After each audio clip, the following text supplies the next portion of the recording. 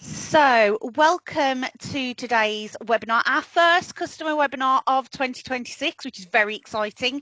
We've got some others planned for the rest of the year and they are going to be fantastic. And we're starting off, as we mean to go on, with a great session today from Michelle about mastering finance. We did part one towards the end of last year, which was a really useful session. If you were on that session, I'm sure you'll agree that was really, really helpful.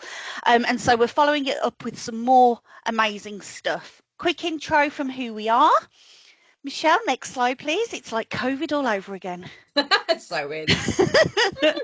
So I'm Jackie Sherlock. I'm the product marketing manager of Mercury, and I'm hoping that you are all quite familiar with me now. You should also be quite familiar with Michelle, who not only is lovely, but also knows everything there could possibly be to know about finance.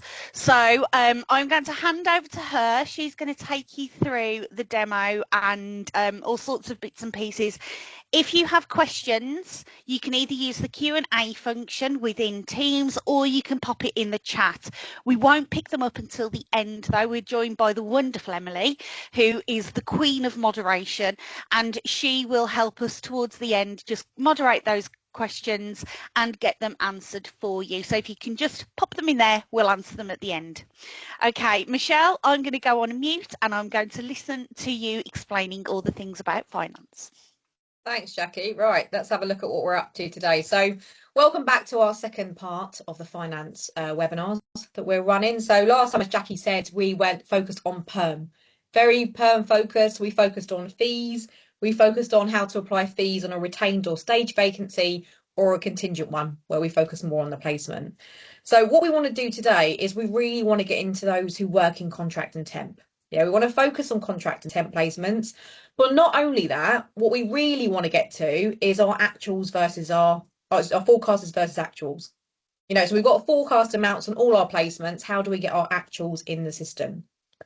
So some of you out there that are on the call may be using our portals already. Yeah, so you may already be working the kind of candidate and client portals, and you may be very familiar with what's coming up. Some of you may be linked to some of our other payment build integrations, things like InTime or EverTime or Timesheet Portal. So with that, the information syncing from Mercury outwards, and then you'll be able to then report financially in those systems. Okay. Well, some of you out there might be doing it all manually. Yeah, you might have timesheets going out to contractors manually. You might be bringing it back into the system, and it'll be interesting to kind of see who's doing what in the system, and you'll all learn a little bit today about how it works in Mercury. Okay. So let's have a look at what we're focusing on today. So we're going to be looking at timesheets and timesheet management. That's our big focus today. We're going to look a little bit of an intro to our portals. If you've not seen them before, they are brilliant. So you'll get an idea of how they work. We're going to speak about creating and applying a purchase order, linking it up to a placement and to timesheets. We are going to talk about what is a financial transaction, massively important record in the system. And we're going to look at PO or purchase order burn down as well. So that might be something you want to focus on, and you may not know how to do that currently in the system. And last but definitely not least is going to be forecasters versus actuals. Yeah, we'll start getting into kind of charts that you can use in the system. Okay. I just want to start off with a little overview to kind of help people kind of picture things and how this works. And we'll come back to it at the end and revisit it. Because I think if you see it at the start, then watch the content and then come back to it, it will probably refocus and make you kind of really help with how it works. So if you think about purchase order, you guys on here be much more financially focused than me. You'll be used to getting them in and then having to say, right, this is the amount of the purchase order, and we're going to burn that down, and we're going to then see what's remaining and what's been spent. Now, in Mercury, if you think about what's going to be coming off a purchase order, there's 3 records that can help you towards a burn down. Either you've had timesheets back in and you've got your total charge for each of those timesheets. You've got expenses back in and you've got your total charge of all those expenses. Okay, whether it's per candidate, per week or per month. And they're very much the contract and temp side. Yeah, so clearly like timesheets and expenses, we know are contract and temp. So that's where we're going today. The third option, fees, can be used on contract and temp or perm. Any of those things. But as we focused on last time, if you're in the perm world, you can only really use fees to then burn down on a PO. That's how much you're charging out for something for that work. Okay. On the contract and temp side, you can apply a fee, and it's more known as a cost, but the record type is a fee to a contract or temp placement. You may have a contractor that goes out and works in a different location each week or each month or on a rig, something like that. So you may have to pay for flights for that contractor. So in that case, you could use a fee. Do you see what I mean? To kind of apply that cost. And again, that's all linked to the placement. So these are all the financial aspects. There'll be a fee, expense, or timesheet. When those have been completed, you've approved a timesheet fully, it will deactivate. When you've got expenses and they're approved, they will deactivate. And when you've got a fee and it's been issued, i.e. the invoice has been sent, it will deactivate. So all of those things, once they're done, they create a financial transaction. So no matter which financial record you're working from, it will create the financial transaction. And that is the only thing that can be applied to a purchase order to burn down, because it's coming from one of those different things. So bearing that in mind, as we go through the content, again, we'll come back to it at the end. You see what I mean? So you can kind of see how that flows through. But that's where we're going today. Last thing, just an exciting little slide there for you, is that we're getting into kind of the forecasts versus actuals. So if you can see on the left, you've got your little bar chart there showing, right, this is what we predicted and this is what we actually made. And we'll look at that at the end. Okay. So let's jump into the system.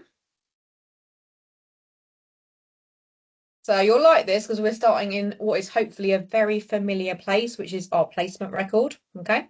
So we are in a placement. We can see it is a contract placement because that's our focus today. And we've got a status of awaiting paperwork at the moment. So our placement's gone from pending and it's gone through the full approval process. Okay. So on the front page, we can see, of course, our job title, our candidate, our hiring manager. Great name there. We can see our start and end dates. So we've got kind of a 49, 50-week contract in there that we can see.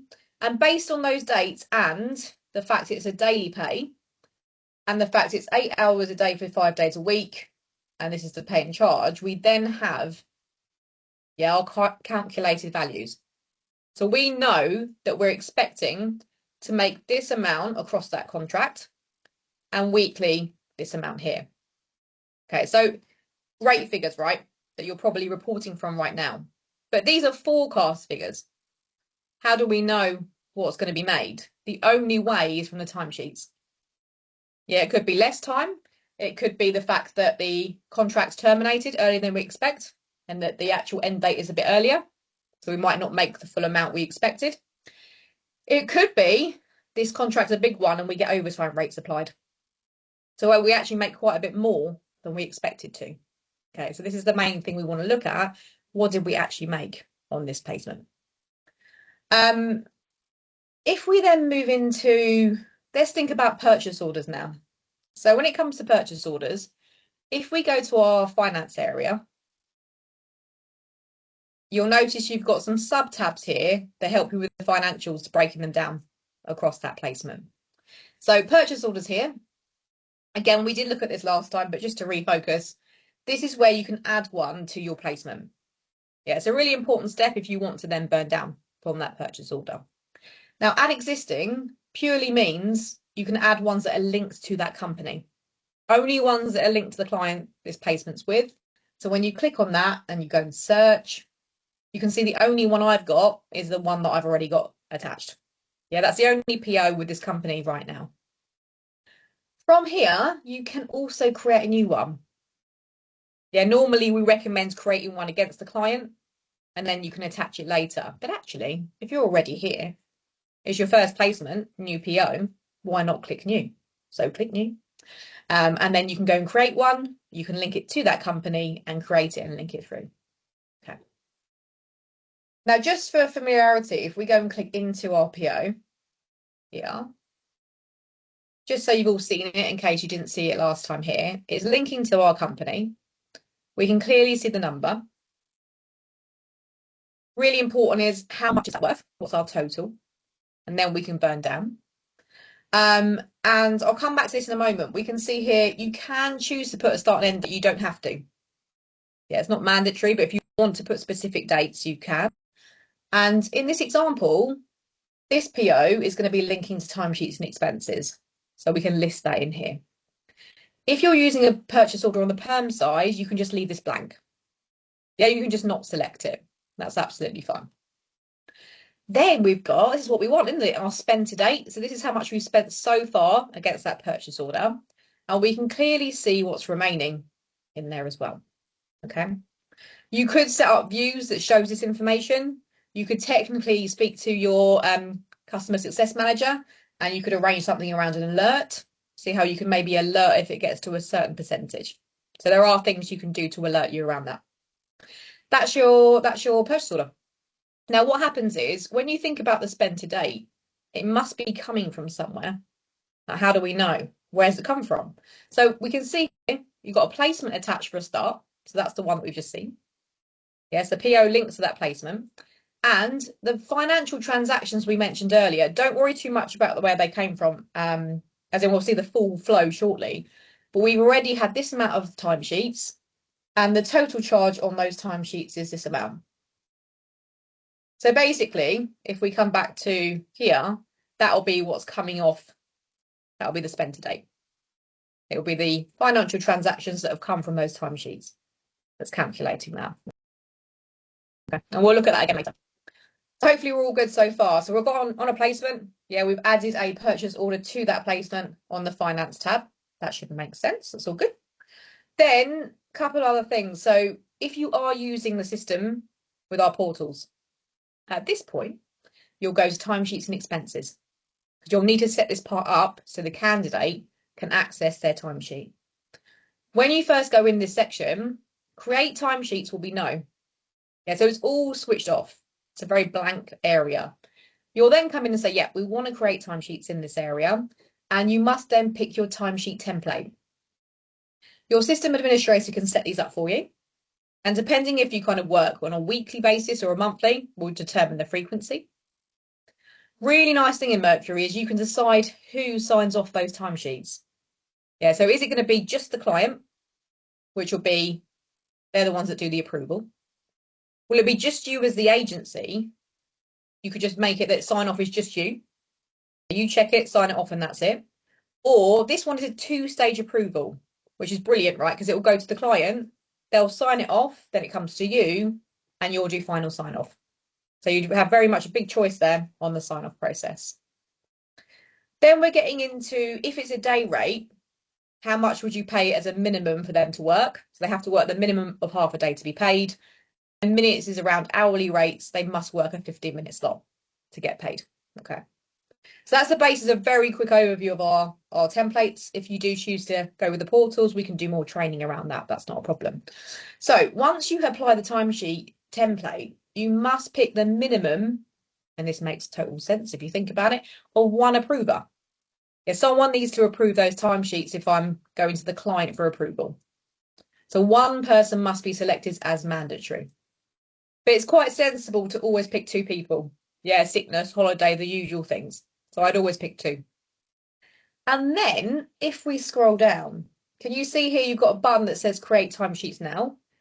That button will only appear once the approval process, the placement's been approved. You will not see it otherwise, and that is a step to remember. But don't worry too much for now. I came in here, clicked on this, and check it out. You can see every single timesheet from the start to the end of the placement is created with a status of blank. Okay. Now, if we look at the very bottom of these,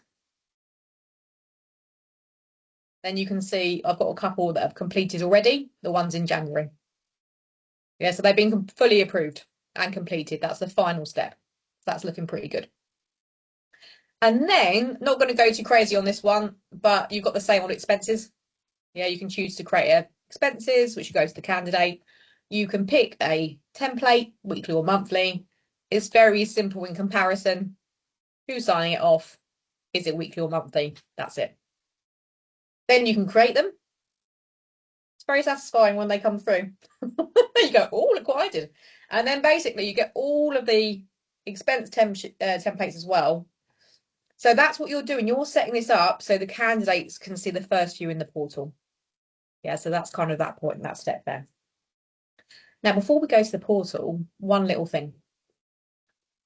If you have additional rates on this placement, you will need to add them in the finance area, because the candidate cannot add that they've worked overtime if you do not add the rate onto the placement. Yeah, if not, it will just show. So if you think about it, let's go back to basics. On the front page, the fact that they have a daily rate, the standard daily, and the fact it's £200 pay and 300 charge comes from the vacancy. And then you check it and save it. That's their standard rate. So that will always be listed here. And no matter what, you come in here, any placement, if it's contract or temp, it will just have that standard rate, whatever it is, hourly or daily. You can then choose to either add additional rate types to an agreement and apply an agreement to a placement, and it pulls those through if they're ones you've agreed with that client. It will only pull through the type of rate, it won't pull through the amount. Or you can very simply go, right, let's add a new rate to this placement. I won't actually add one today, but this is where you would select the rate type. So you've got Saturday hourly overtime, weekend hourly overtime. Yeah, so what you would do is in your system, you'd make sure you create all your overtime rates, and then you can select them, or the consultant can select them from here. And then you say how much per hour or day and how much the charges as well. Yeah, so you put that in. Really key step that, and you'll see it in the timesheet in a moment. So we've got all our rates in the placement rate section put in. We've got our PO put in, and we've set up our timesheets. So we're good to go. Okay. So if we jump into our candidate portal in here, you'll see that the next timesheet that is due is the 2nd of Feb. So if we go back to Mercury in the timesheet area, just to have a little look. If we go to start date and we change that to go to the oldest, in here, do a little quick filter, we can see that is the one that's due next. Yeah, so it's all going to tally. So if we go here, I'm the candidate. So I'm looking at this. Now, if you've not seen the portal, again, I'm not going to fully demo the portal, but you'll be able to see your current placements in here as a candidate. It could be more than one that you're working from. You can see compliance. If you guys are using it for compliance, they would see their compliance needed from here. And then it's optional whether you just use it for compliance only, or you choose to then use it for timesheets and expenses. These tabs can be removed or they can be there, depending how you're using the portal. So we're using it for timesheet. So the candidate comes in, they can see it's blank. They very simply click on here. Now, because we've got our standard rate, looking good in here, but because we've got our additional rates, they can choose to pick that. If you didn't add them to the placement, they'd only have that one column. Yeah, so that's a big one there. So I'm going to say they work. So this is at the moment day rate. It's not hourly. Okay. You can put the start and end time in, or you can choose to put the unit. So I'm going to go for units in here. So half a day, 1 day. That's it. They're the only ones I've given in this placement, in this timesheet. And I could do the same again manually. You can also choose to go copy day and pick, I'm going to copy the Monday into Tuesday, Wednesday, Thursday, Friday, and see it's done it for me. So I don't even have to do it. Not that it takes a lot, but it takes those clicks away. Now, on the Tuesday, I thought, you know what? It's a Tuesday. I think I can manage a bit of overtime here. Pretend that's not Saturday. Let's go with it being a Monday to Friday. So let's say I worked a couple of hours on the Tuesday. Like I say, please ignore it says Saturday. I meant to do it Monday to Friday, so let's go with that. And then on Thursday, we did an extra hour and a half. Yeah, so we did that. Friday, who's working overtime on a Friday? Not me. So you can write comments to your hiring managers here. Yeah, people you're working for. If there's anything you want to put, might be you've had holiday or sickness or dentist or whatever. But if you're happy with that at this point, you can then say, you could be saving as you go each day. So if you do just save it only, let's just say rather than sending it off, you'll see that it changes to draft. So if you're someone that wants to update it every day or over a month, think of it over a month. You're not going to wait till the end, are you? So you'd probably do it each week, each day. When you're ready as the candidate, you can then submit. So you're sending it off. And then they're like, who do you want to send it to? You can send it to both approvers and the first person will approve, the next person can't. Or you can just send it to your one approver and they'll receive an email. There we go. That's looking good. So at this point, it will go to a status of wait and see.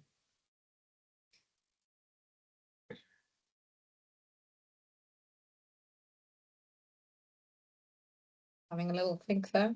Should go to a status of submitted. Ooh, or not. 1 second. Let's give that a refresh.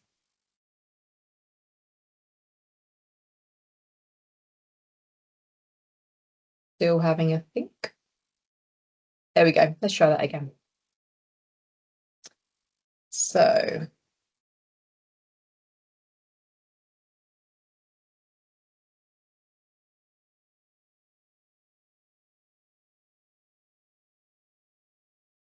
sorry, folks. Let's give it a second. The joy of a live demo, Michelle. About to say, it doesn't matter how many times you do it that day, does it? Yeah. It always happens. Yeah, classic. It's all good. So I'll tell you what we'll do for now. While that's doing its thing, we'll come back to it in a second. We'll go over to the hiring manager portal. So what the hiring manager portal will show is it will show any outstanding timesheets. So you can see they've got timesheets in the hiring manager's portal. So this portal is for clients. Yeah, so they can log in as a client and go, right, here's my placements, here's my vacancies, here's my candidates, and they can approve timesheets from here as well. I'm going to pop that. It's still having a great thinking there, isn't it? Okay, that's great. So basically, in here, what we'll do instead is we'll go to a timesheet that's completed. So I can show you that at least. If I can. That's having a lovely time as well. Okay, 1 sec.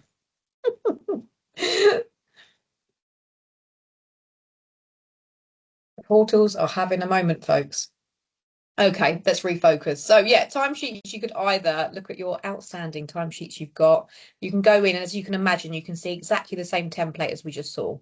What you could then do is choose to approve it or choose to reject it. And you can, if you're rejecting it, you can put comments. As the candidate can then get that back, they can see why it's been rejected at that point. They can then refocus it, change it, and resubmit it. Okay. And as well, you can see that the hiring manager can also see a list of their completed and outstanding timesheets. Okay, so they can both see very similar things from that portal. So if we go back to our placement record, I really wanted to show you a timesheet. Hang on, we'll do it from a different way. It's not going to be as easy though, so let me just give it one more little update. What we were looking to see is a timesheet that just come in Mercury, so you can see how it looks when it's just been completed. So if not, I'll have to show you a completed one. Apologies for this. I'll give this one more go. If not, we'll just do it from a different angle. That's fine.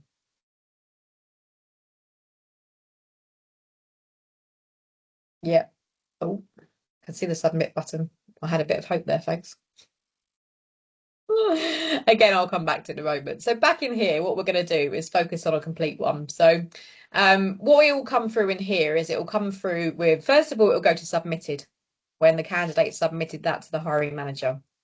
The hiring manager, if there's the 2 stages, will then approve it and it will come back as approved. At this point, for the consultant or the finance team, you can then go in and open that timesheet and then you can kind of work through the timesheet as you go. So you can be checking the information in here. At this point, you can see the timesheet lines. So this is going to be every rate that was applied in the system, every date, start and end, and the units as well. So you can see a total of the days that were worked in here. And when it's an hourly rate, it comes through as minutes. So they can also be totaled. Okay. Then, this is when it gets more exciting, folks. We've got our forecasts and actuals. So when this first comes in from the actual the client, if there's a client step, it will only have the forecast in here until you do your final step and you approve it. So this bit will be very blank over here. It will say the total days and hours, so we have that from the timesheet lines, but you won't have the actuals until you validate it. Very last step. Okay. And then This is if you've asked the candidate to upload something. So in the portal, they can upload a document, maybe a signed document or something, and you see all of those uploaded documents in here. Don't worry too much about this one. This will literally just show you every update from, you know, when it goes from blank to draft to submitted. So you don't need to focus on that, but it's good the history is there. And then at the very end, what you would do is you would then have to manually link the timesheet to the PO. Yeah, because if not, there isn't a link to it. So if you want it to then go and burn down in the timesheet template or the expense template or the fee, all three will be the same. You'll have a purchase order field. You'll just link it through and save. Then you know it's connected. Okay. What I wanted to show you is if this was in fact, I can inactivate it. So let's just do, if I activate this record so you can see a bit more how it would look. Let's take it back to a status of approved. So we're back a step. This is what I want you to see anyway, so that's fine. So basically, can you see in here, you'd put the PO number in and link the PO record, you'd save it. And if you're happy with everything as it is, you would hit this button here, validate. When you hit the validate button, what it does is two things. One, it will update the actuals because you've confirmed they are correct. Two, does three things actually. Two, it will then create the financial transactions. And they're the things that will burn down from the PO. That's confirming all the totals in there. And also when we do it, it will deactivate the timesheet record. Let's do that now. Yeah, it won't let me probably because I did it earlier, which is fine. So if you think about it, what we've done is put the purchase order in, checked everything, validated, and then it puts the actuals in. When you validate it, it closes it, makes it inactive, which is what creates the financial transactions. They will not be there till it's inactive. And that's it for that from that point. Let's go back. So I hope that's making sense so far. Oh, okay. Just thinking if there's anything, 1 second, folks. Yeah, so what I was going to show you live, of course, is it burning down something we just done, but we've seen it already. So from the 2 timesheets we've done already, just to remind you, that's when you've got the extra financial transactions against that purchase order. If you go back into it at any point. So in this demo, it will stay the same effectively, but this point, one thing to mention, notice in a lot of the financial areas, you'll find like a little calculator here. So if you want it to calculate quite quickly, like in the moment, you can click on that and recalculate. And once you've done all that last part, it will update, and then your unspent will then update as well. Okay. So that's all how it will all sync through.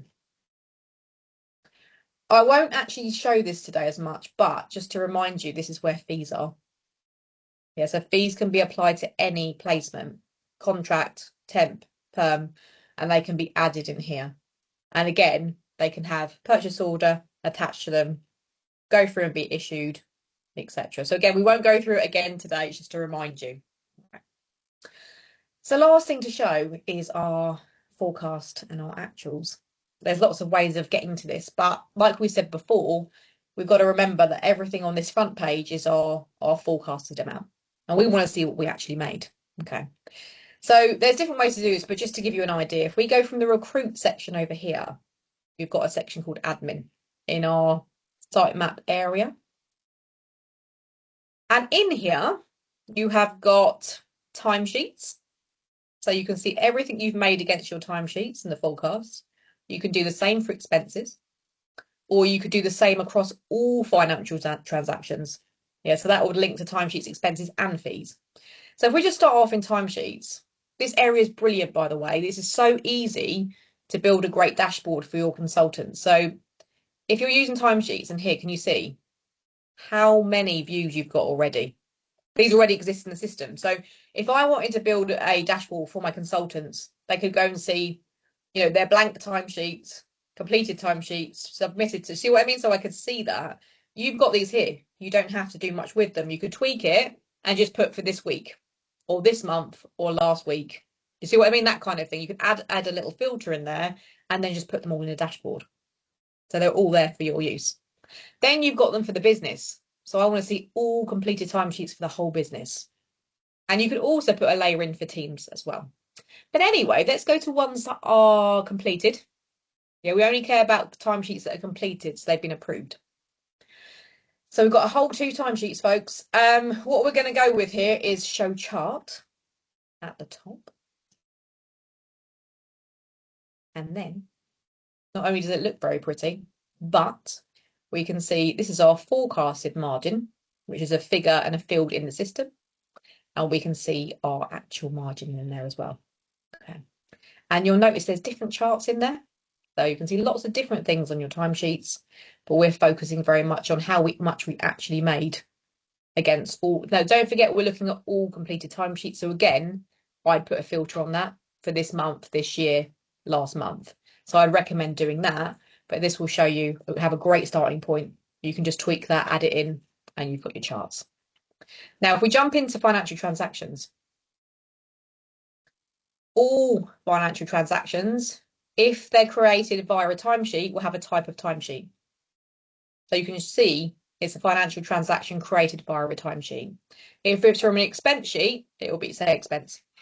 That's quite clear, and anything else will be a fee. And you can have different types of fees in here. So then you could go in and show chart. Don't think we have the same chart in here at the moment. We don't, but you could build the same chart, with your forecast and your actuals, and that'll be across everything in the business. Just to give you some ideas in there. So I think that's it from me, I think. So I hope that's been helpful to give you some ideas of how the portals work. That's how we've got our forecast and actuals in there. There's other things along the way as well, which might help you out, like how to use extra rates in there and how to apply purchase orders and burn down as well. So I'm going to pop up should I pop back our slides, or would you like to, should we do some questions first, Jax? Yeah, we'll do. We've got one question that's come through. Okay. Before we do that, I just want to say that was brilliant. I always learn something when I'm on these calls. So, yeah, thank you for that, Michelle. I do appreciate it. We've got one question, I think, Emily. Okay. Yes, we do, related to forecasting. It looks like the forecast on a timesheet only shows a forecast based on the first rate on a placement. Is it possible to include additional rates on a forecast? Great question. I'll tell you what we'll do is we'll have a look at that afterwards, if that's okay. Double check how that's working. So good spot on that. And I'll double check that and we'll get back to you. If that's okay. I will note down the person that answered it, and then we can send you an answer. That is the only question that's come through. Wonderful. Thank you very much for that, Emily. Michelle, if you wouldn't mind sharing the slides, and I will finish off for today. Yes, let's do that. Thank you. Okay, so if we skip forwards, thank you. So there are lots of ways that you can keep up to date with what's happening with Mercury. First, I wanted to draw your attention to our brand new, beautiful portal, which has links out to anything you could possibly ever need to see in relation to Mercury. It links out to our knowledge base, which I know people use a lot. I use it a lot. I'm in there all the time. It's a fantastic resource, and we've now got additional search functionality as part of the portal to help you find the information that you need even quicker. So yeah, have a look at that if you haven't already. It's a really nice interface, and a lot of people work very hard to bring that together. And as I say, the knowledge base is just always brilliant, and I love it. Next slide, please, Michelle. Sure thing. Then we have our community, which is a brilliant resource for you if you want to talk to people at Mercury, talk to your peers across the recruitment sector. It's full of information, and it's a really good place to work with people as well. You get all sorts of insights that you just don't get anywhere else. That's managed by the lovely Tony. If you haven't got access to it, drop him an email and he'll sort that out for you. But yeah, it's a really good place to stay in the know and to learn some information and some top tips as well. Then you can subscribe to this webinar series. We have got a webinar coming up in 2 weeks' time, which is going to be fantastic. It's with Adam Peacock, and it is looking at views, charts and dashboards. So the stuff that Michelle was just showing us with those charts there, Adam's going to do a really deep dive into how you can set those up to see the information that you want. He did one for us recently internally, and it was fantastic. So I really recommend that you sign up to it. Or even better, sign up to the entire series, and then every time we have a webinar, you'll get an invite to it. And even if you can't make it, you'll then automatically get a recording of the session once it's finished. You'll get a recording of today's session, obviously, because you've signed up. But yeah, if you register to the series, you'll get everything as and when it comes through. And last but not least, you can follow me on LinkedIn. I do a product update every 2 weeks, telling you what's gone out in that week, and what the latest information about Mercury, the greatest features and new bits and pieces that are going out. Things are always improving at Mercury, so that's a really good way to stay up to date with that. But that's it from us today. Unless anyone has any extra questions, I will just say thank you very much, Michelle, for your knowledge. Thank you very much, Emily, for your organisational skills. And thank you all very much for attending today, for taking time out of your day to spend it with us. I really hope you found it as useful as I have.